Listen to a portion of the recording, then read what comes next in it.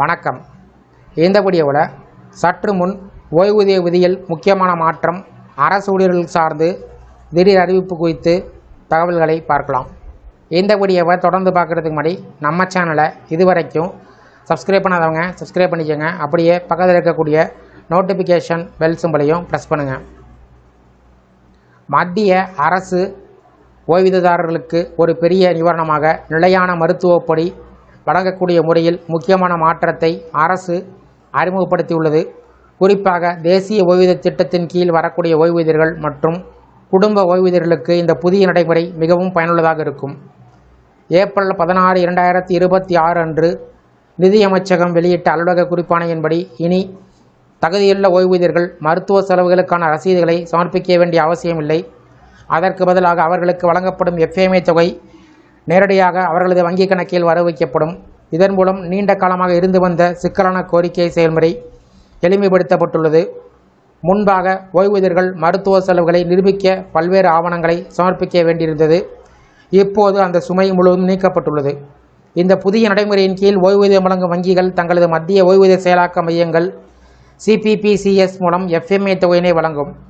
மத்திய ஓய்வூதிய கணக்கு அலுவலகம் CPAO முதலில் ஓய்வூதியருடைய தகுதியினை சரிபார்த்து அதற்கான சிறப்பு முத்திரை அதிகாரம் ஸ்பெஷல் சீல் அத்தாரிட்டி SSAவை வங்கிகளுக்கு வழங்கும். அதன் பின்னர் CPPC அந்த அதிகாரத்தின் அடிப்படையில் அரசால் நிர்ணயம் செய்யப்பட்ட விகிதத்தில் காலாண்டு அடிப்படையில் FMA தொகை பயனாளிகளின் கணக்கில் நேரடியாக வர வைக்கும். முக்கியமாக இந்த செயல்முறை முழுவதும் தானியக்கமாக நடைபெறும் என்பதால் ஓய்வூதியர்கள் எந்தவிதமான விண்ணப்பத்தையும் அல்லது ரசீதுகளையும் சமர்ப்பிக்க வேண்டியதில்லை. இது அரசு சேவைகளின் டிஜிட்டல் மாற்றத்தின் ஒரு முக்கியமான படியாக கருதப்படுகிறது. ஆனால் இந்த நன்மைகளை தொடர்ந்து பெறுவதற்கு ஓய்வூதியர்கள் ஆண்டுதோறும் வாழ்க்கை சான்றிதழ், அதாவது லைஃப் சர்டிஃபிகேட் சமர்ப்பிக்க வேண்டியது கட்டாயம். பொதுவாக ஒவ்வொரு ஆண்டும் நவம்பர் மாதத்தில் இந்த சான்றிதழ் டிஜிட்டல் அல்லது அச்சு வடிவத்தில் சமர்ப்பிக்கப்பட வேண்டும். இதனை சமர்ப்பிக்க தவறினால் டிசம்பர் மாதம் முதல் FMA மற்றும் ஓய்வூதிய பணம் வழங்குவதில் இடையூறுகள் ஏற்படக்கூடும். மேலும் ஓய்வூதியர்கள் விரும்பினால் FMAவிலிருந்து CGHS புறநோயாளி சேவைகளுக்கு மாறும் வசதி உள்ளது. அத்தகைய மாற்றங்கள் தற்போதுள்ள அரசின் வழிகாட்டுதலின் அடிப்படையிலேயே மேற்கொள்ளப்படும். அதேபோல் வங்கி அல்லது கிளை மாற்றம் ஏற்பட்டாலும் CPAO விதிகளின்படி அந்த மாற்றம் செயல்படுத்தப்படும். மேலும் ஓய்வூதியதாரருடைய மரணத்திற்கு பிறகு இந்த நன்மைகள் குடும்ப ஓய்வூதியதாரர்களுக்கு தொடரும் வகையில் விதிகள் அமைக்கப்பட்டுள்ளன. தகுதியுள்ள குடும்ப உறுப்பினரின் பெயர் முன்பே பதிவு செய்யப்பட்டிருந்தால் அவர்கள் நேரடியாக வங்கியில் விண்ணப்பம் செய்து FMA பெற முடியும்.